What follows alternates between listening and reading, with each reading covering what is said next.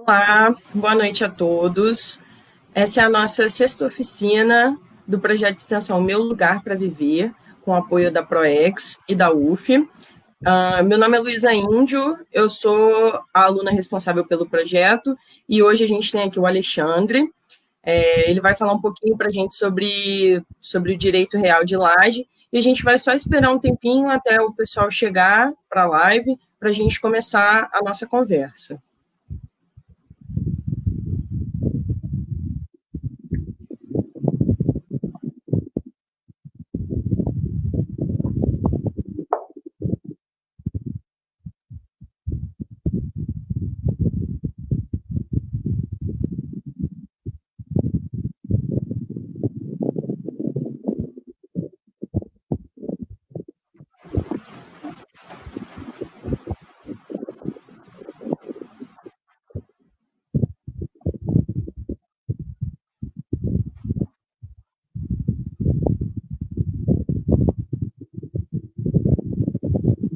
Bom, gente, então, como eu falei anteriormente, essa é a nossa sexta oficina do projeto de extensão Meu Lugar para Viver, em parceria com a ProEx, com a UF. A professora orientadora, a professora Patrícia Cardoso, hoje não pôde estar aqui conosco, mas ela é também parte responsável e muito importante na execução desse projeto. Eu sou a Luísa Índio, sou aluna responsável e bolsista do projeto, e hoje a gente tem aqui o Alexandre Hamasaki. O Alexandre é advogado e graduado na Universidade Federal Fluminense, foi monitor de Direito Civil, foi meu monitor durante a graduação, e hoje ele está aqui para falar um pouquinho para a gente sobre direito real de laje. Com isso, eu vou passar a palavra para o Alexandre. Olá, boa noite, Luísa, boa noite a todas e a todos. É um prazer imenso estar aqui com você nesse projeto maravilhoso, né? Durante o período da graduação, né, eu aprendi que a universidade é pautada em um tripé, né? Ensino, pesquisa e extensão. O ensino é aquilo da sala de aula, né? A pesquisa é ali levantar problematizações, questões para, né, a busca de soluções e respostas, e a extensão é exatamente isso daqui que a gente está né, presenciando aqui no momento, levar tudo aquilo que nos é ensinado, levar tudo aquilo que pesquisamos para a sociedade, né? Levar todo esse conhecimento à sociedade e levar o conhecimento do direito de propriedade e matérias afins para o conhecimento da população, para o conhecimento da sociedade de uma maneira acessível, é muito importante. E aqui a gente vê uma, como podemos dizer, aqui a gente pode ver uma utilidade máxima da Universidade Federal, né, da Universidade Pública, que tanto vem sendo, né, martelado, tanto vem sendo judiado nesses últimos anos, mas que aqui a gente vê a real importância da universidade pública, levar todo o conhecimento que nós, né, enquanto alunos, aprendemos e pesquisamos e levar isso para a sociedade, né? E esse projeto, nesse sentido, então, é de suma importância, né? Levar o conhecimento do direito de propriedade e do direito de matérias afins ao conhecimento da população. E a gente que estudou direito, né, a gente sabe que a matéria de propriedade é muito complicado, muito difícil, né, envolvendo essas matérias, é uma das matérias mais difíceis da universidade. E transformar isso, né, de uma maneira acessível para o público é realmente muito gratificante e muito importante. Bom, a laje, né? Vamos começar com o assunto da laje, que é basicamente o que foi proposto para essa oficina, né? E é um conteúdo relativamente novo, né? A lei em si é de 2017, né? Mas a discussão, o debate sobre o tema ainda paira, né? Esse ano deu uma leve pausada devido à pandemia, né? A discussão maior era em relação à pandemia, mas o assunto em relação à laje ainda permanece, né? Pois é um conteúdo um pouquinho espinhoso, né? A gente pisa um pouco em uma matéria arenosa, né? Pois alguns pontos ali ainda não estão bem claros na lei, né? E que vai debater aí, que vai necessitar de uma exploração dos especialistas em direito civil e direito imobiliário e também dos tribunais. Quando a gente fala em laje, é exatamente a ideia de laje, né? Tal como conhecido lá da construção civil, né? A laje, aquela pressupõe então uma construção base, e aquela parte superior, né, é que é denominada laje. Mas essa denominação, né, comum da laje, tal como conhecido na construção civil, ela é um pouquinho diferente do que nós vamos ver aqui no direito de laje, né? Mas a ideia é basicamente essa, né? Daquela estrutura superior acima da construção. A ideia é essa, né? Mas a parte mais técnica, vocês vão ver que não é apenas a parte superior, mas também a parte inferior da construção base, né? É importante contextualizar, né, Luísa, para todo mundo entender como que surge, né, esse direito de laje, que não é uma realidade nova. A laje em si já é uma situação fática muito antiga, né? Desde que começou o grande crescimento urbano desorganizado, a estrutura e essa situação da laje, né, de unidades imobiliárias autônomas acima da laje, já aparecia. O que não acontecia é que o direito não reconhecia esse direito. Esse era o ponto, né, que a situação fática da laje sempre existiu, né? É o que a gente falou na última live com a Carol, né, Alexandre? Primeiro os costumes mudam para depois a lei vir e abraçar esse costume, né? Então a gente sabe que o costume da laje sempre existiu, mas demorou talvez um pouquinho para o direito abraçar, né, o direito dessas pessoas em relação à laje. Sem dúvida alguma, Luísa, que demorou muito, né? Não é um pouquinho, não, demorou muito. A situação da laje é muito antiga, né? E só foi regulamentada, propriamente dito, né? Agora em 2016 pela medida provisória e em 2017 pela lei mesmo, né? Qual foi o contexto, então? Primeiro, né? O contexto da laje vem num pacotão da lei, né? Não é apenas a laje que surgiu, né? Surgiram diversos institutos jurídicos nesse pacotão, né, chamado de regularização fundiária urbana e rural, né, a REURB. E nesse pacotão surgiu e foi incluído, né, no Código Civil a laje. Então, dentre as exposições de motivos dessa lei, né, da inclusão da lei do direito de laje na lei, está o mecanismo eficiente de regularização fundiária das favelas, né? Então, observe que a exposição do motivo lá exposto na medida provisória que criou o direito de laje, ele deixa claro que a laje tem esse intuito de tornar útil a regularização fundiária das favelas, pois a laje é comumente, né, associada a essa questão do crescimento urbano desorganizado, né, e de unidades imobiliárias autônomas acima, né, de lajes, é mais comumente visto em favelas, né? Então, nesse contexto é que surgiu, né, a real regulamentação, né, de trazer aquela ideia de uma moradia digna, de trazer dignidade, né, de realmente trazer uma dignidade da pessoa humana a partir da moradia, né, de efetivar o direito social à moradia, é que surge essa ideia do direito de laje. Eu acho interessante também, Alexandre, se a gente parar para pensar também, se a gente voltar um pouquinho no tempo e pensar num contexto histórico desse crescimento urbano mesmo, dessa organização das cidades. A gente sabe que tem diversos fatores na história que fizeram com que as pessoas tivessem que sair dos campos, ir para as cidades, se amontoar nas áreas periféricas da cidade. E aí, como o Alexandre bem falou, o intuito do direito de laje foi proteger o direito de moradia das pessoas que, porventura, morassem numa laje. Então, eu acho que é também bem legal a gente frisar isso, né? Exato, né? E trazer essa questão da dignidade, né? De ter um local para morar. Isso é importante, por quê?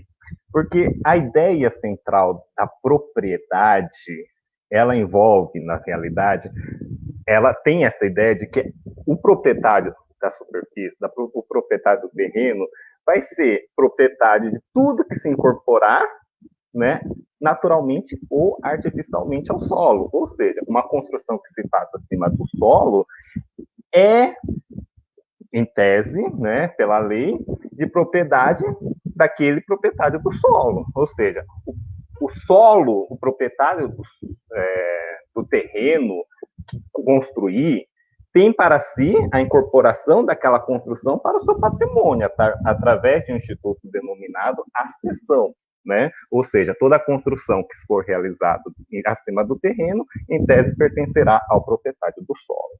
Então, é nessa ideia, né, de que a gente difere um pouco a laje. Por quê?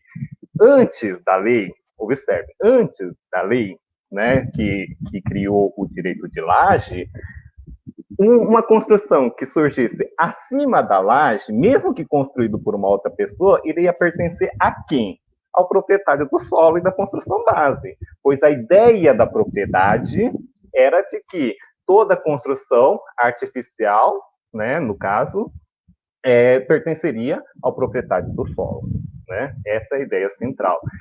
E como que uma pessoa que construiu, né, a sua moradia acima de uma laje de uma outra pessoa não tem a propriedade, entre aspas, né, a propriedade daquela unidade imobiliária que construiu? Isso não seria justo, não seria digno para aquela pessoa.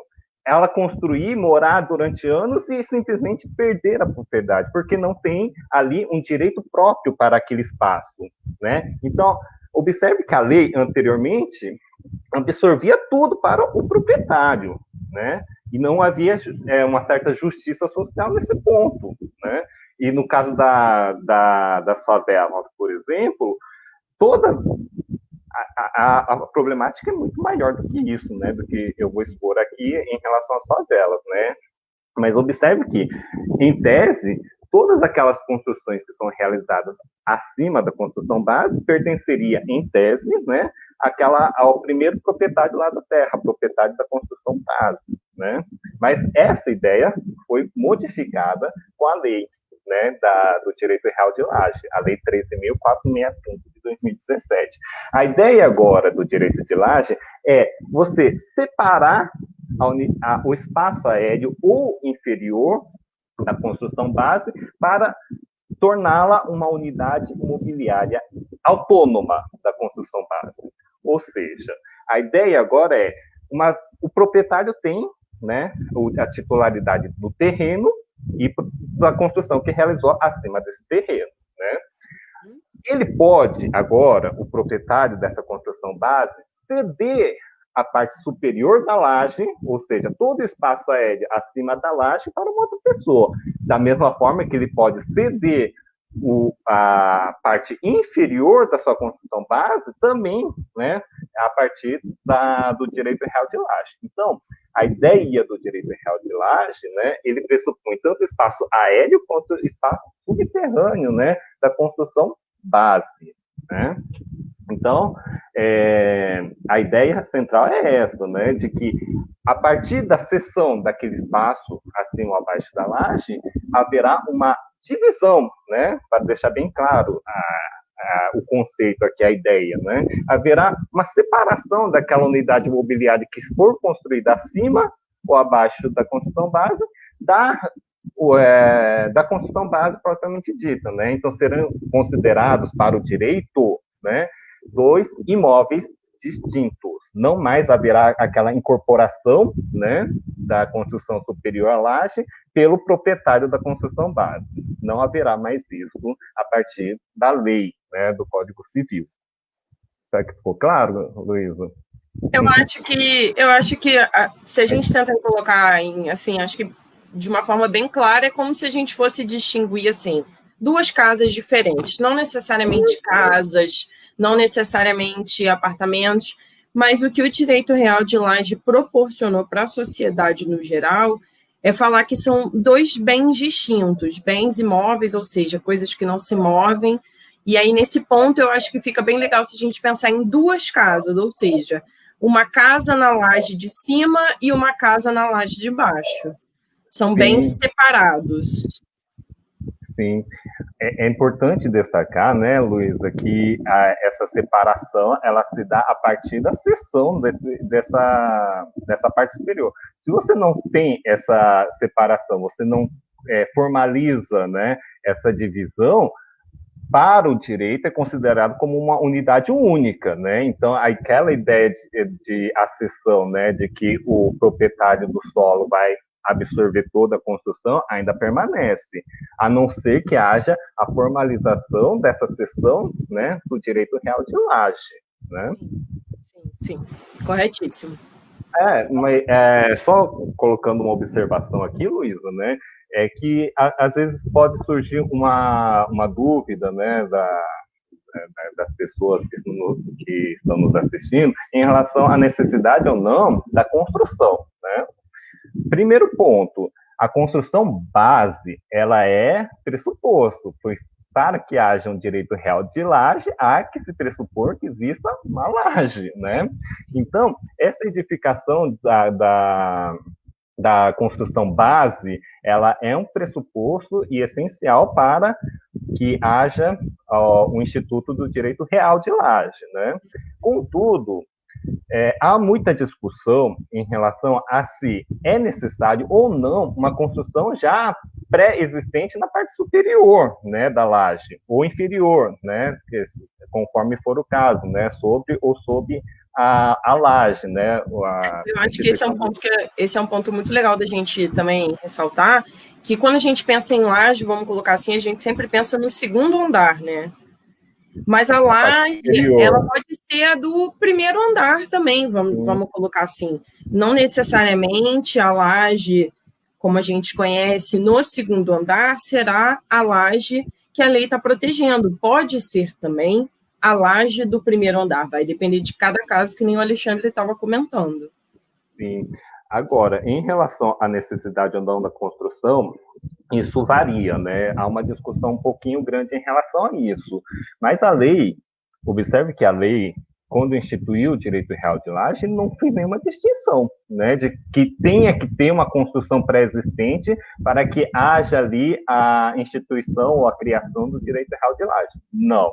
A lei nada fala sobre isso. Então, a princípio, é possível você constituir, você criar um direito real de laje sem nenhuma construção acima, só cedendo a laje para uma outra pessoa, de forma onerosa ou gratuita, a partir de doação, compra e venda, né, se for onerosa. Então, observe, é possível que você faça uma construção acima de um terreno e na laje superior não construir em nada. E, por exemplo, eu sou proprietário da construção base e eu estou vendendo a parte superior da laje para a Luísa, sem construir absolutamente nada. E aqui a gente faz a instituição do direito real de laje. Agora, pode muito bem existir uma situação de eu mesmo construir a parte superior, né, acima da laje, e eu vender toda a construção para a Luísa, instituindo o direito real de laje. Pode acontecer também? Pode. Então, a construção pré-existente acima da laje, ou no caso, ou se for o caso abaixo da laje, não é um requisito, a princípio, ok? Pode haver a instituição de direito real de laje sem uma construção pré-existente. Certíssimo. Eu acho que é bem legal a gente tentar levar isso para, assim, aproximar o máximo da realidade possível, né? Inclusive, Alexandre, eu já queria aproveitar para te fazer uma pergunta sobre a existência ou não do direito real de laje fora das comunidades. Por que eu estou perguntando isso? Porque essa questão aí, essa parte assim, mais controvertida da matéria em relação à necessidade ou não de ter uma construção, a gente pensa muito que o direito real de laje só vai existir quando você tiver uma laje, você vai vender só aquela laje e a pessoa que adquirir aquela laje vai construir, né, fazer uma casa, uma loja, uma residência, qualquer que seja o fim para a qual ela está adquirindo aquela laje. E aí, nesse contexto, eu acho que é muito legal a gente pensar nisso. O direito real de laje existe fora desse cenário do crescimento urbano, entre aspas, né, desordenado? Uma ótima pergunta, Luísa, né? Pois quando a lei, né, a medida provisória, coloca lá que o direito de laje tem esse intuito de tornar útil a regularização fundiária das favelas, dá a entender que a lei está destinada a regulamentar aquelas situações de comunidades periféricas onde existem várias unidades imobiliárias autônomas de uma forma vertical. Né? Essa é a ideia que aparentemente se inicia. Contudo, a lei nada diz sobre isso. Né? Quando houve a instituição do direito real de laje, ele nada fala sobre isso. Ele só fala que é possível, acima da laje ou abaixo da laje, constituir um direito real de laje e que aquela unidade imobiliária autônoma vai ser totalmente dissociada da construção base. Né? Essa é a ideia. Então, é possível? É claro que é possível, na minha opinião, né? Haverá algumas pessoas discordando? Pode haver algumas pessoas discordando, no sentido de que a lei, né, na exposição de motivo, deixou ali algo expresso sobre favelas. Expressamente, ele coloca favelas, né? A questão das favelas. Mas eu entendo de forma diferente. Eu entendo que é possível a instituição do direito real de laje fora das favelas. Por exemplo, uma situação muito comum na sociedade brasileira é que um casal, né, resolve se casar e não tem um local para construir a sua moradia, a sua residência. Aí o pai do noivo, da noiva, né, ou dos noivos, né, pode ali ceder a parte superior da laje para que o filho ou a filha construa ali acima a moradia para a nova família. Então, isso, observe que este instituto que eu acabei de exemplificar é o Instituto do Direito Real de Laje, né? A unidade imobiliária abaixo, ou seja, a construção base pertence àquela primeira família. O sogro ou sogra, né, vai instituir o direito real de laje para que o filho ou filha, o genro ou a nora, né, construa acima da sua laje. E ali vai constituir o quê? Uma unidade imobiliária autônoma, ou seja, uma casa embaixo, como a Luísa falou, e uma casa acima, totalmente dissociado, né? Então, sem dúvida alguma, que o Instituto do Direito de Laje, ele pode sim ser verificado não só na comunidade, mas também em qualquer bairro. Provavelmente no seu bairro, perto da sua casa, né, de quem está nos assistindo aí, provavelmente haverá uma situação de laje, uma situação de direito de laje. Né? Então, é uma situação muito comum na sociedade brasileira. Eu acho que você explicou muito bem, Alexandre. Claro que, inicialmente, né, que nem você comentou, quando começaram a ter a ideia dessa lei, o intuito foi realmente regularizar a situação das casas dentro das áreas de periferia das cidades. Ou seja, esse intuito de regularizar é de poder trazer a essa pessoa o título sobre aquela casa, ou seja, de poder realmente ser dona daquela casa. Porque antes da lei, antes da medida provisória, que nem o Alexandre está contando para a gente, nos casos em que existia um direito real de laje, ou seja, uma casa embaixo e uma casa em cima, totalmente separadas, onde duas pessoas diferentes eram donas, aquela pessoa não tinha o direito de ser dono da casa dela, ela não tinha um papel que falasse, olha, eu sou dono da minha casa, mesmo que ela seja só a parte de cima ou só a parte de baixo.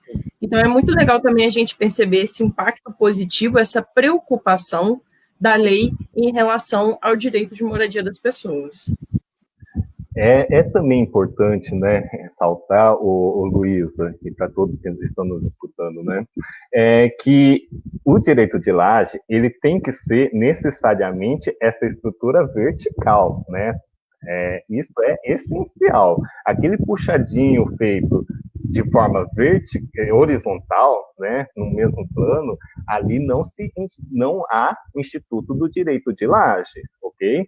Para que haja direito de laje, necessariamente a seção, né, da superfície tem que ser superior ou inferior, num aspecto vertical. Né? Então, aquele puxadinho que se faz, né, nos fundos da casa, por exemplo, ali não existe o direito de laje, porque é um outro instituto, também instituído pela mesma lei, mas é um outro instituto, denominado condomínio urbano simples. E aí é um outro conteúdo, é uma outra temática, mais debates e debates.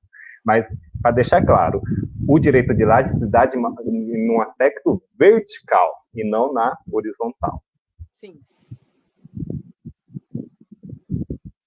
Bom, eu acho que seria legal também se a gente comentasse um pouco, Alexandre, sobre o seguinte.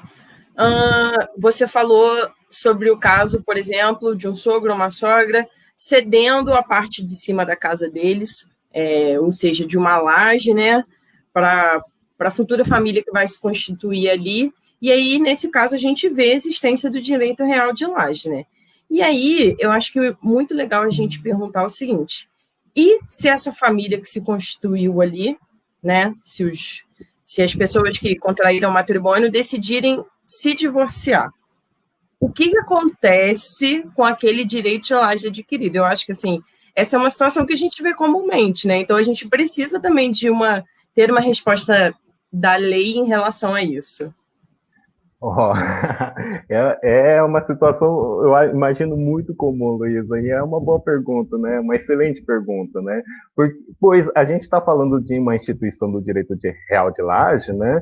Mas, para além disso, né, a questão prática para um casamento, para um inventário, né, numa situação de causa-morte também, a mesma situação, né?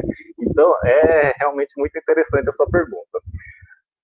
Observe que a gente estava naquele exemplo do sogro, da sogra, né, do genro e da nora. Vamos lá nesse exemplo. Observe que uma vez que o sogro fez a cessão da laje, né, e fez o registro direitinho, observe vocês que o genro, a nora, a filha, enfim, a família que vai morar na parte superior vai ali gastar dinheiro, né, vai investir naquela construção para construir sua moradia, para ali morar, para ali residir posteriormente, né? Então, em tese, a ideia ali é que aquela ambiente, né, de moradia que está sendo construído vai pertencer à família, né, que ali investiu dinheiro para construir essa moradia, né? E existindo o registro, haverá dissociação, né, em relação à construção base. Então, ali a ideia que vai se surgir, né, a partir de uma dissolução da relação conjugal, por exemplo, de um divórcio, né, de uma separação, vai seguir a mesma lógica, né, ali conforme o regime jurídico dos bens ali do matrimônio, né, há de se observar isso. Se for, né, separação universal de bens, se for separação parcial de bens, né, tem que observar cada caso para ver quais as regras para a partilha a partir da separação ou do divórcio, né? Mas a ideia é que o direito de laje não é um monstro, não é? Ele não é diferente dos outros direitos. No caso de uma possível separação, né, entre as pessoas que estavam casadas, ele vai ser partilhado da mesma forma que todos os outros bens que estão envolvidos ali naquela relação. Sim, sim. Se for construído durante o matrimônio ali e o regime de bens for de separação parcial de bens, tudo que for construído, né, durante o matrimônio vai ser separado igualmente, né? Essa é a ideia, né? Pelo menos a linha central é esta, né? Então, se for construído durante o patrimônio, metade, cada um fica com a metade ali, né? Uma porção ideal da partilha daquele imóvel. Então, não tem nenhum mistério, né? A separação vai se dar como se fosse uma casa normal, né? A única diferença é que foi construída acima da laje, do sogro, da sogra, né? Aí basta saber se o ex-genro vai continuar morando lá, né? Sim, mas, sim. Mas a ideia da separação é a mesma, né? Vai depender do regime de bens e conforme o regime de bens segue a mesma lógica, né? E inventário é a mesma coisa, né? Na questão do inventário, a mesma coisa. Se for uma transmissão causa-mortes, ou seja, em decorrência da morte, né, a partilha também ocorre da mesma forma, né? Existe ali a unidade imobiliária autônoma e ali se dá a partilha conforme as regras de sucessão, ok? Ok. Eu acho também que uma das nossas primeiras lives, né, se eu não me engano, a segunda e a terceira, a gente falou um pouquinho sobre condomínio. E aí a gente tocou em alguns pontos do condomínio edilício, partes comuns, partes individuais.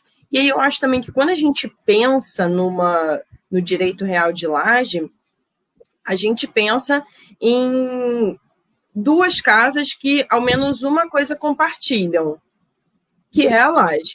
E aí, nesse ponto, eu acho que pode surgir um questionamento. E aí, nesse caso, existe ou não existe um condomínio entre as pessoas que compartilham essa laje? Aí a gente vai entrar um pouquinho, né, numa questão arenosa, né? Há muito debate em relação a isso.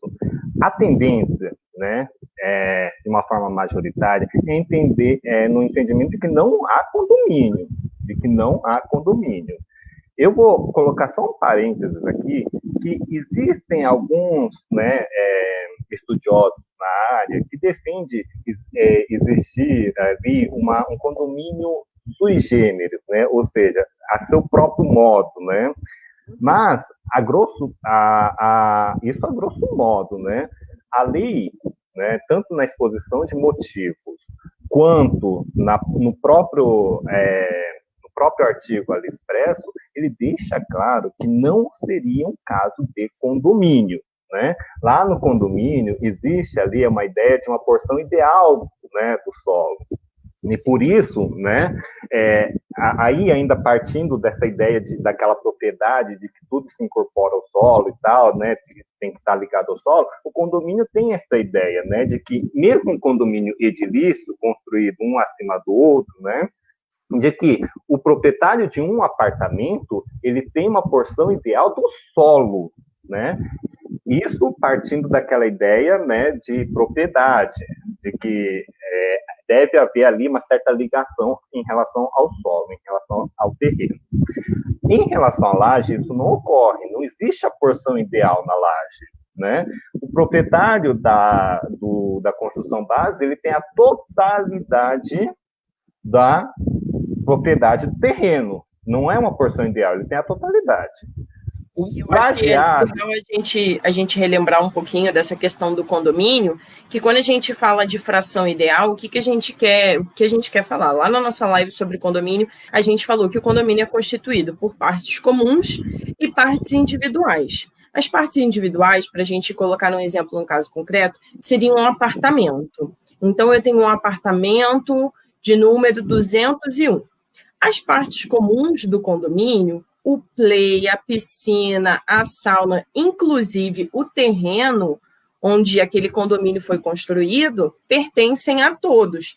A cada um pertence uma fração, uma partezinha que corresponde à sua unidade autônoma. Então, o apartamento 201, além de ser proprietário individual daquele apartamento individualizado, que tem um número para ser identificado, que é o número 201, também tem uma partezinha da piscina, uma partezinha do play, uma partezinha do terreno. E já na laje, o Alexandre vai continuar comentando com a gente que não é assim. Isso mesmo, Luísa, muito bem explicado, né? O condomínio tem essa ideia, né, de uma parte, né, que é comum a todos, né? E que na laje não existe essa ideia, né? Na laje, o proprietário do terreno e da construção base é a mesma, né? A construção base vai pertencer a uma pessoa que é o dono do terreno todo. Não tem uma parte ideal do lajeário, né, no terreno. O lajeário não tem dono de nada, não tem porção nenhuma do solo. De tal forma que é de se entender que, em relação ao IPTU, aquela porção do solo não deve existir, né? Que no IPTU, se vocês derem uma olhada, tem um valor venal em relação ao terreno e um valor venal em relação à construção. Então, a meu entender, pelo menos, como a laje não possui uma porção ideal do solo, que não haverá de ter um valor venal do terreno em relação ao IPTU da laje, né? Observam isso? Então, em relação à laje, não existe essa situação de porção ideal do solo, né? O lajeado nada tem em relação ao solo.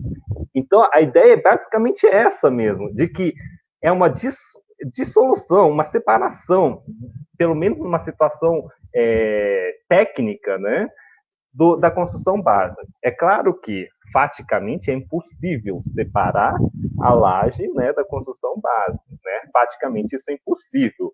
Mas, do ponto de vista do direito, tal como foi estabelecido no Código Civil pela lei, é como se tivesse uma dissolução. Simplesmente, a partir da cessão, separa-se aquela unidade imobiliária autônoma e ali haverá uma construção própria, separado da unidade primária, né, da construção básica. Então, não existe. O que pode existir, Luísa, só interrompendo um pouquinho, o que pode existir em relação a uma confusão se existe ou não alguma relação com o condomínio, é que em relação à laje, é de se dividir algumas despesas, né? E essa ideia de divisão de despesa, ele é próprio do condomínio, né? E em relação ao condomínio edilício, como você estava explicando, as despesas em relação à manutenção da piscina, as despesas em relação à limpeza do condomínio, né? Tudo isso é rateado, em tese, né, pelos condôminos, né? Por quê? Porque todo mundo tem um pouquinho, né? Tem todo mundo é um pouquinho dono das áreas comuns. Exato, por isso eles acabam dividindo por igual, né, em tese, em relação às despesas em comum. Em questão do direito real de laje, isso ocorre também, né, para manutenção de estruturas, por exemplo, da construção, né, tubulações, por exemplo, né, que esteja ligado entre um e o outro. Então, nessas situações, né, onde não é possível separar as despesas, há também o rateio, né, em comum entre o proprietário da construção base e do lajeário. Mas isso não significa, né, que exista condomínio, né? Eu acho que uma das coisas também que a gente precisa muito falar, eu acho que a Carol falou bastante na nossa última live, mas mais em relação ao tema dela, e que eu acho que é muito importante a gente sempre ressaltar, e essa pergunta vai para o Alexandre, que vai poder nos explicar de uma forma maravilhosa, quais são as vantagens do registro do direito real de laje? As vantagens são inúmeras, né? Primeiro, antes de mais nada, né, para destacar a importância do registro, tanto da propriedade quanto de qualquer direito relacionado ao imóvel, né, como o direito real de laje. Na questão da propriedade, né, a lei deixa claro que só é proprietário quem registra. Ou seja, imagine que eu compre da Luísa um certo terreno. Eu comprei, paguei por este terreno, só que a propriedade está na titularidade da Luísa. Está lá registrado no nome da Luísa. Eu comprei, paguei. No sentido popular, no sentido comumente falado, eu sou o dono daquele terreno, pois eu paguei aquele terreno. Eu sou o dono. Só que eu sou proprietário? Para o direito, não. Por quê? Porque para o direito só é proprietário de bens imóveis aquele que registra, ou seja, aquele que está no registro. E no registro está quem? A Luísa ainda, porque eu não regulamentei, eu não fiz a formalização da transferência no registro de imóveis. Então, para o direito, quem que é o proprietário ainda? A proprietária, no caso, a Luísa.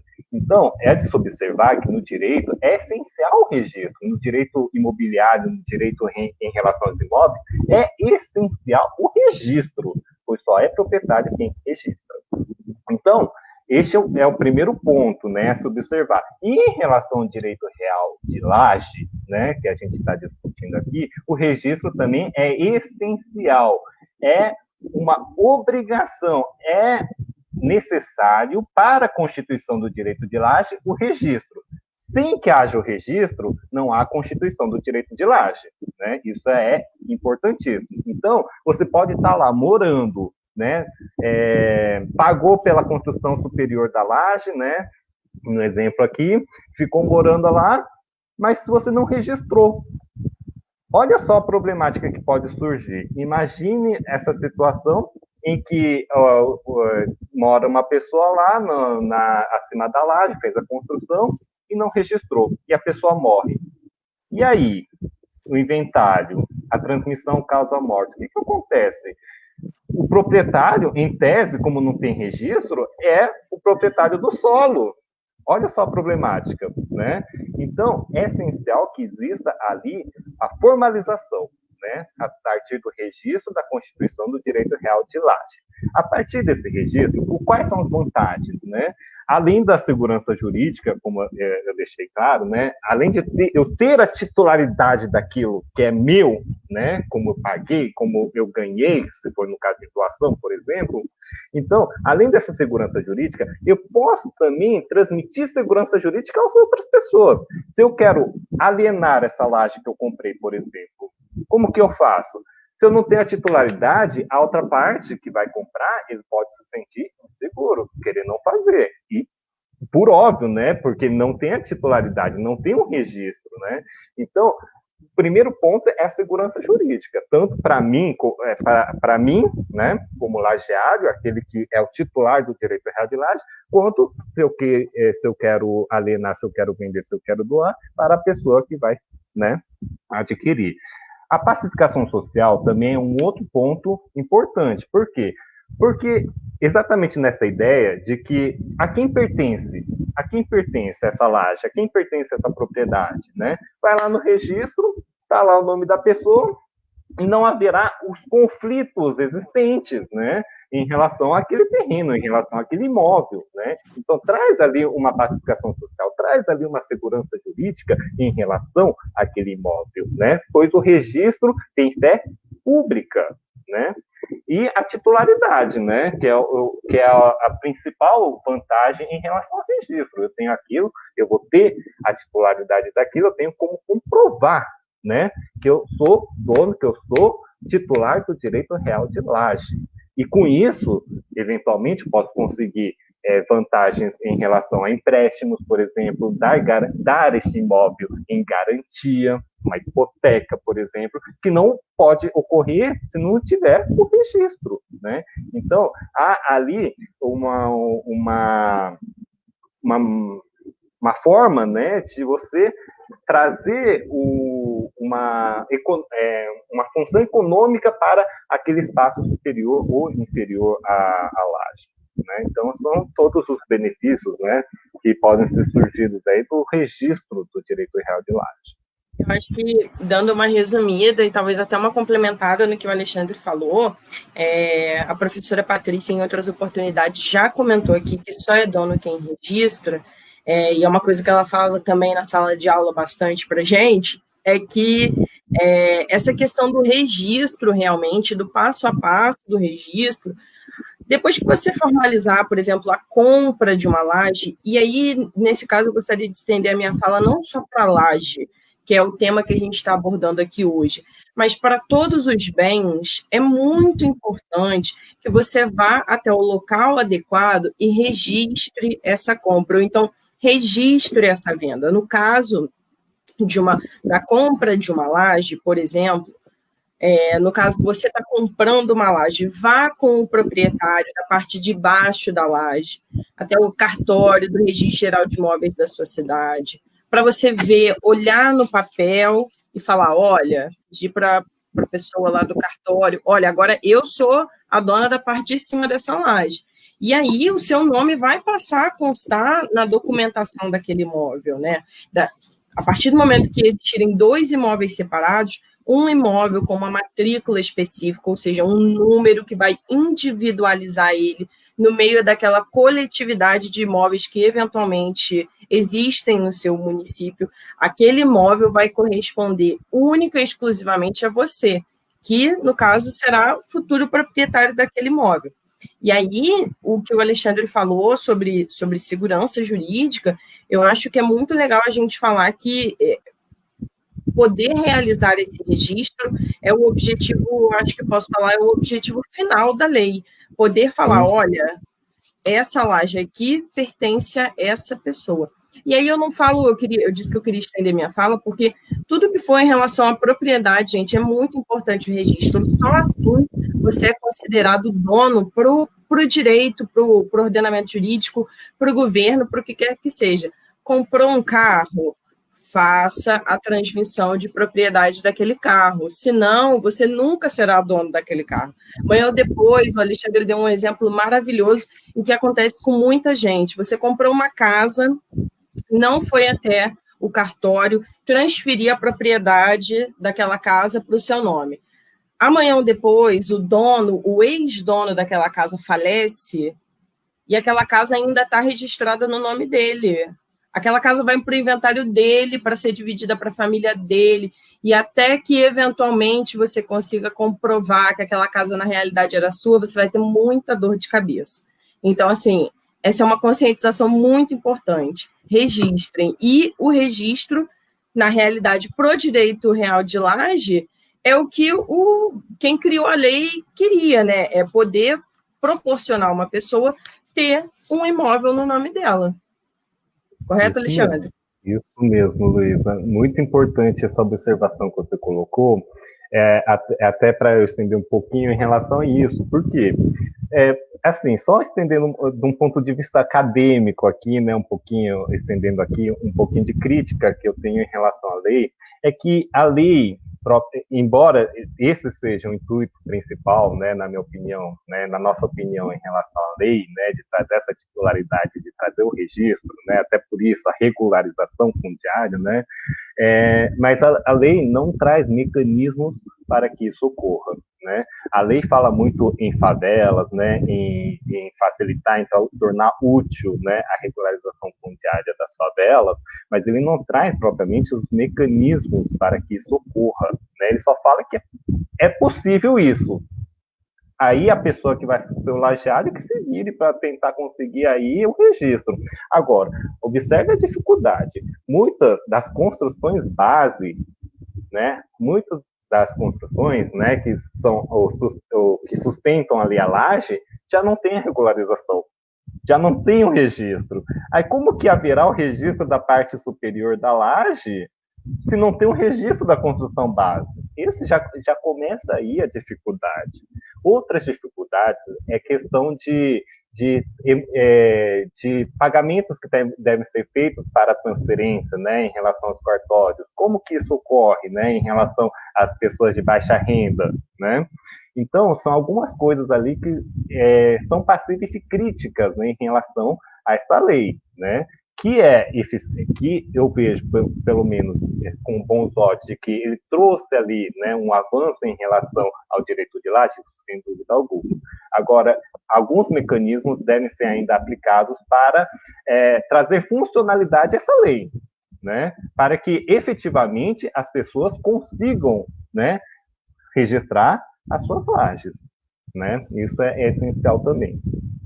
É essencial que esses mecanismos sejam desenvolvidos aí, né, daqui a um tempo, para que essa lei não fique só no papel, né, para que realmente a gente consiga garantir para as pessoas o direito da laje delas, da residência, de qualquer que seja a finalidade que esse imóvel será usado. E aí, Alexandre, só para a gente finalizar, eu gostaria de fazer um último questionamento, que é o que seria a posse no direito real de laje? Ah, sim. Olha só, observe o seguinte: quando a gente estuda a posse, quando a gente debate a posse, né, a posse está intimamente ligada à propriedade, né, à ideia de propriedade. Quando a gente fala em proprietário, quando a gente fala em propriedade, a gente fala de algumas faculdades que são inerentes ao proprietário, né? Ou seja, o proprietário tem para si o poder ou a faculdade de usar, a faculdade de gozar, a faculdade de dispor e a de reaver de quem quer que injustamente a possua ou a detenha. Esta é a ideia do proprietário. O proprietário tem para si todos esses poderes. Ele pode usar conforme interessar, ele pode dispor, ele pode doar, ele pode vender conforme o seu interesse. gozar, ou, né, tirar frutos daquilo que é próprio, ou seja, se eu sou dono de uma casa, eu posso alugar, né, e conseguir ali os frutos civis com os aluguéis, né, e eu posso reaver de quem quer que injustamente a possua, ou seja, se tem um invasor ali, eu posso reaver aquele bem que me pertence, né. Essa é a ideia de propriedade, proprietário e dessas faculdades. A ideia de posse, tal como estabelecido no direito civil, é de que a partir da exteriorização de qualquer um desses poderes inerentes ao proprietário, existiria ali a situação de posse. Ou seja, uma pessoa que está simplesmente usando o imóvel sem ser o proprietário, a princípio existe ali a situação de posse, né? E nessa situação que a gente consegue observar bem a questão da posse de laje, né? Pois, uma vez que está constituído o direito de laje, né, como a gente já falou inúmeras vezes aqui, está dissociado a parte superior, ou no caso a inferior, né, da construção base. Então, uma pessoa pode simplesmente começar a usar a laje, ali, parte superior da laje, começar a usar. Ali ele está possuindo a laje, né, e está configurado a posse, né? E agora, um fator muito interessante em relação à posse, né, já ampliando um pouquinho a pergunta, é a questão do usucapião. Pois na situação do usucapião, a posse, ela é essencial, né? Tem que haver ali a posse com o ânimo de querer ser dono daquilo, né? Com um determinado tempo, por um determinado tempo, e sem a oposição do verdadeiro titular daquele direito. E em relação à laje, pode haver a usucapião, exatamente pelo fato de poder existir a posse sobre a laje. Então, observe você que, supondo que eu vendi a laje para a Luísa, só que a Luísa nada fez com a laje.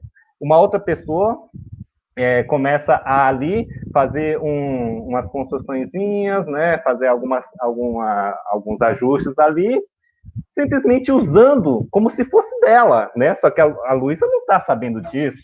A Luísa está nem aí em relação a essas construções. Então, em relação à posse prolongada, como se fosse daquela pessoa, né, que está usando o laje, pode haver usucapião. Por quê? Porque ela está de posse, né? Ela está externando um dos poderes inerentes à propriedade, qual seja, a de uso. Ela está usando a laje, né?